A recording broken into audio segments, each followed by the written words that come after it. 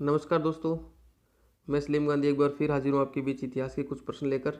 आज हम जिन प्रश्नों के बारे में बात कर रहे हैं वो प्रश्न हैं प्राचीन भारत के अंदर हुए धार्मिक आंदोलनों से और धार्मिक विकास से संबंधित। इसमें क्वेश्चन नंबर 1 है, त्रिपिटक धर्म ग्रंथ है, यानी त्रिपिटक धर्म ग्रंथ किससे संबंधित है? जैन का, बौद्ध का, सिखों का या हिंदुओं का? इसमें आंसर आ जाएगा बौद्ध का। त्रिपिटक के अंदर तीन ग्रंथ, त्रि का मतलब तीन ग्रंथ सम्मिलित किए जाते हैं, अभिधम पिटक, विनय पिटक और सूत पिटक। नेक्स्ट है, बुद्ध ने निम्न में से किस स्थान पर महापरिनिर्वाण यानी मृत्यु को प्राप्त किया था? ऑप्शन है कुशीनगर, कपिलवस्तु, पावा या कुंडग्राम। आंसर आ जाएगा इसमें कुशीनगर में। कुशीनगर में महात्मा बुद्ध ने मृत्यु को प्राप्त किया था। नेक्स्ट है, किस शासक ने बौद्धों के लिए विख्यात विक्रमशिला विश्वविद्यालय की स्थापना की थी? ऑप्शन है महिपाल, देवपाल, गोपाल, धर्मपाल। इन पाल शासकों में धर्मपाल ने विक्रमशिला विश्वविद्यालय की स्थापना करवाई थी। नेक्स्ट है, किसके द्वारा तृतीय बौद्ध संगीति को संरक्षण प्रदान किया गया? ऑप्शन है कनिष्क, अशोक, महाकश्यप, उपाली। तो इसमें अशोक महान ने तृतीय बौद्ध संगीति को संरक्षण प्रदान किया था, जबकि चतुर्थ को कनिष्क ने संरक्षण प्रदान किया था, यानी तीसरे को अशोक और चतुर्थ को कनिष्क। नेक्स्ट है, बौद्ध ग्रंथों पिटकों की रचना निम्न में से किस भाषा में की गई? ऑप्शन है संस्कृत, अर्धमागधी, पाली, प्राकृत। तो इसमें आंसर आ जाएगा पाली। पाली भाषा उस समय तत्कालीन परिस्थितियों के अंदर आम जनमानस की भाषा थी।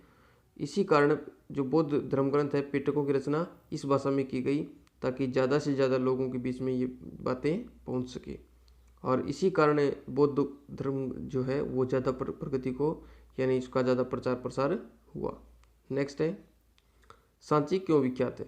ऑप्शन है चट्टान काटकर बनाए गए मंदिरों के कारण, सबसे बड़ा बौद्ध स्तूप होने के कारण, या गुहा चित्रकारी के कारण, अशोक के शिलालेखों के कारण। तो इसमें आंसर आ जाएगा सबसे बड़ा बौद्ध स्तूप होने के कारण सांची विख्यात है। नेक्स्ट है, किस शासक के शासनकाल में नेपाल में बौद्ध धर्म का गमन हुआ? ऑप्शन समुद्रगुप्त, अशोक, चंद्रगुप्त, हर्षवर्धन। तो हम जानते हैं कि भारत से बाहर जो बौद्ध धर्म का प्रचार प्रसार किया गया था उसका सारा श्रेय अशोक महान को जाता है। आंसर हो जाएगा अशोक। नेक्स्ट है, महावीर का जन्म किस क्षत्रिय गोत्र में हुआ? ऑप्शन है शाक्य, जांत्रिक, सल्लास, लिच्छवी।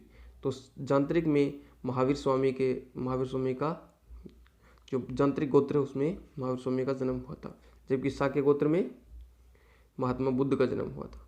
नेक्स्ट है, किस भाषा का ज़्यादातर प्रयोग बौद्धवाद के प्रचार के लिए किया गया? ऑप्शन है संस्कृत, प्राकृत, पाली और शौरसेनी। इसमें तो हमने अभी थोड़ी देर पहले पढ़ा था, पाली भाषा आ जाएगा। नेक्स्ट है, महावीर की मृत्यु कहाँ हुई थी? ऑप्शन है श्रवणबेलगोला, लुम्बिनी, कुलगुमले या पावापुरी। आंसर हो जाएगा इसमें पावापुरी में महावीर स्वामी की मृत्यु हुई थी। नेक्स्ट है, बोधिसत्व पद्मपाणि का चित्र सर्वाधिक प्रसिद्ध है और ये कहाँ चित्रित है? ऑप्शन है अजंता, बादामी, बाग, एलोरा। तो इसमें आंसर आ जाएगा अजंता में स्थित है या चित्रित है। नेक्स्ट है, मैथ मंदिर स्तूप किस धर्म से संबंधित है? तो स्तूप का नाम आते ही बौद्ध धर्म दिमाग में आ जाना चाहिए। नेक्स्ट है, गौतम बुद्ध ने अपना प्रथम उपदेश कहाँ दिया था? तो गौतम बुद्ध ने अपना प्रथम उपदेश बोध गया, लुम्बिनी, सारनाथ या कुशीनगर। तो इसमें आंसर आ जाएगा सारनाथ। यहाँ पर ये गलत लिखा हुआ है, ऑप्शन आ जाएगा, आंसर आ जाएगा सी। सारनाथ में सबसे पहले अपना प्रथम उपदेश महात्मा बुद्ध ने दिया था। नेक्स्ट है, बौद्ध धर्म ग्रहण करने वाली प्रथम महिला कौन थी? ऑप्शन है यशोधरा, महामाया, महाप्रजापति गौतमी या बिंबा। तो इसमें आंसर आ जाएगा महाप्रजापति गौतमी। ये बौद्ध धर्म को ग्रहण करने वाली प्रथम महिला थी। नेक्स्ट है, बोध गया स्थित है? ऑप्शन है पश्चिम बंगाल में, उड़ीसा में, बिहार में या असम में। तो आंसर आ जाएगा बिहार में। बिहार में बोध गया स्थित है। नेक्स्ट है, सिद्धार्थ को ज्ञान की प्राप्ति कहाँ हुई थी? मैंने अभी आपको बताया था कि बोध गया कहाँ है, बिहार में, और उसी गया में जो है महात्मा बुद्ध को ज्ञान की प्राप्ति हुई थी। सॉरी ये मिस्टेक हो गया, यहाँ पर आंसर आएगा डी, यानी बोध गया बिहार के अंदर जो महात्मा बुद्ध उनको ज्ञान की प्राप्ति हुई थी। नेक्स्ट, सारनाथ में बुद्ध का प्रथम प्रवचन क्या कहलाता है? महाविनिष्क्रमण, महापरिनिर्वाण, धर्मचक्र प्रवर्तन या महामस्ताकाभिषेक। इसमें आंसर आ जाएगा महापरिनिर्वाण। नेक्स्ट है धर्मचक्र प्रवर्तन। महापरिनिर्वाण तो मृत्यु को प्राप्त हो जाना कहलाता है। नेक्स्ट है गौतम बुद्ध द्वारा भिक्षुणी संघ की स्थापना कहाँ की गई? ऑप्शन है सारनाथ में, कपिलवस्तु में, वैशाली में या गया में। तो इसमें आंसर आ जाएगा वैशाली में महात्मा बुद्ध के द्वारा भिक्षुणी संघ की स्थापना की गई थी। नेक्स्ट है सर्वप्रथम शून्यवाद शून्यता का सिद्धांत का प्रतिपादन करने वाले बौद्धिक दार्शनिक का नाम, यानी बौद्धिक दार्शनिक कौन था जिसने शून्यता का सिद्धांत दिया था? ऑप्शन है असंग, वसुबुद्धू, नागार्जुन या इनमें से कोई नहीं। तो इसमें आंसर आ जाएगा नागार्जुन। नागार्जुन ने शून्यता का सिद्धांत दिया था। नेक्स्ट है किसे एशिया की रोशनी कहा जाता है? ऑप्शन है महात्मा गांधी, गौतम बुद्ध, माओ त्से तुंग, अकबर। तो इसमें आंसर आ जाएगा गौतम बुद्ध। और बुद्ध शब्द का अर्थ पूछ लिया जाए आपसे कि बुद्ध शब्द का अर्थ क्या है, तो बुद्ध शब्द का अर्थ हो जाएगा प्रकाशमान या जागृत व्यक्ति। नेक्स्ट है दिलवाड़ा के जैन मंदिरों का निर्माण किसने करवाया था? दिलवाड़ा के जैन मंदिर जो सिरोही में स्थित है उनका निर्माण किसने करवाया था? तो ऑप्शन है चोलों ने, चंदेलों ने, चालुक्य या सोलंकियों ने या राष्ट्रकूट ने। तो इसमें आंसर आ जाएगा चालुक्यों या सोलंकियों ने। नेक्स्ट है जैन धर्म ग्रंथ में पूर्ण ज्ञान के लिए क्या शब्द है? यानी जैन धर्म के अंदर जो व्यक्ति पूर्ण ज्ञान को प्राप्त कर लेता है उसे क्या कहते हैं? तो ऑप्शन है जिन, रतन या केवल्य निर्वाण। केवल्य उसे क्या कहते हैं? केवल्य कहते हैं। यानी जैन धर्म में जो पूर्ण ज्ञान प्राप्त कर लेता है उसे क्या कहते हैं? केवल्य। नेक्स्ट है महावीर स्वामी का जन्म कहाँ हुआ था? ऑप्शन है कुंडग्राम, पाटलिपुत्र, मगध या वैशाली। तो महावीर स्वामी का जन्म कुंडग्राम में हुआ था। नेक्स्ट कनिष्क के शासनकाल में चतुर्थ बौद्ध संगीति या बौद्ध सभा किस नगर में आयोजित की गई थी? ऑप्शन है मगध, पाटलिपुत्र, कुंडलवन कश्मीर या राजगृह। कैसे शुरू हो रहे हैं आपको ध्यान रखना है। कनिष्क के काल में और कुंडलवन कश्मीर के अंदर हुई थी। कौन सी? चतुर्थ बौद्ध संगीति। नेक्स्ट आजीवक संप्रदाय के संस्थापक कौन थे? ऑप्शन है उपाली, आनंद, स्थूलभद्र, मक्खली गोशल। तो इसमें आंसर आ जाएगा मक्खली गोशल। आजीवक संप्रदाय के संस्थापक कौन थे? मक्खली गोशल। नेक्स्ट है बुद्ध की मृत्यु के बाद प्रथम बौद्ध संगीति की अध्यक्षता किसने की थी? ऑप्शन है महाकश्यप, धर्मसेन, अजातशत्रु या नागसेन। तो इसमें आंसर आ जाएगा महाकश्यप ने।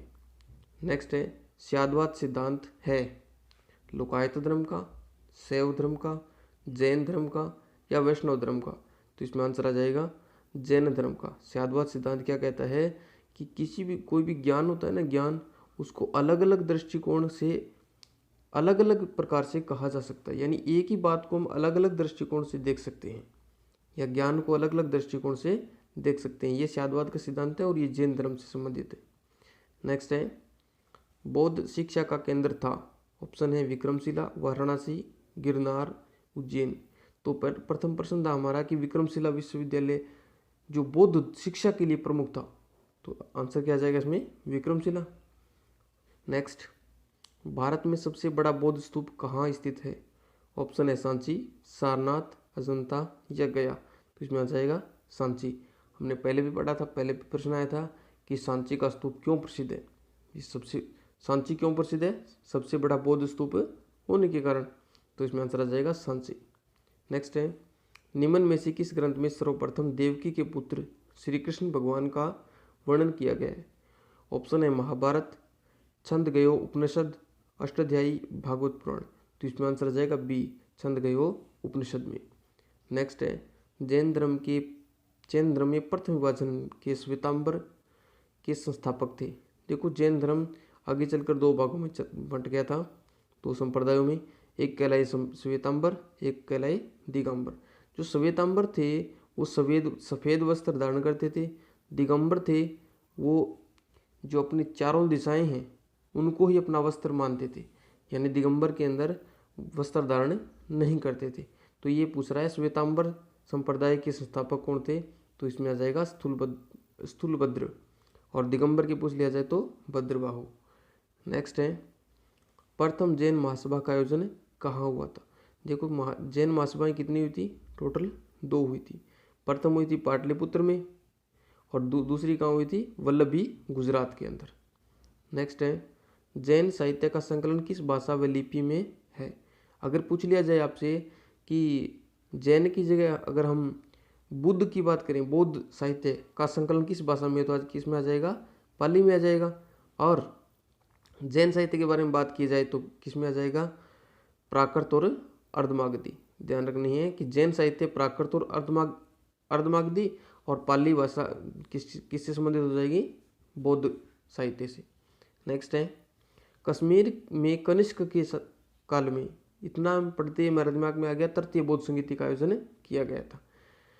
में जो बौद्ध संगीति आयोजित हुई थी उसकी अध्यक्षता किसने की थी। लेकिन यहाँ ये पूछ रहा है उस आयोजन की अध्यक्षता किसने की थी। ऑप्शन है पार्श्व, नागार्जुन, शूद्रक या वसुमित्र। तो इसमें आंसर आ जाएगा वसुमित्र ने।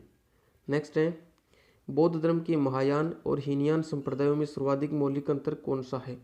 तो जिस प्रकार जैन श्वेतांबर और दिगंबर में विभाजित हुआ था, उसी प्रकार बौद्ध धर्म है वो 2 भागों में बट गया था, एक तो महायान और एक हीनयान। महायान थे वो मूर्ति पूजा करते थे, स्तूपों की पूजा करते थे, और हीनयान मूर्ति पूजा नहीं करते थे। ये मौलिक अंतर था उनके बीच में। मूर्ति पूजा या स्तूप की पूजा एक ही बात है।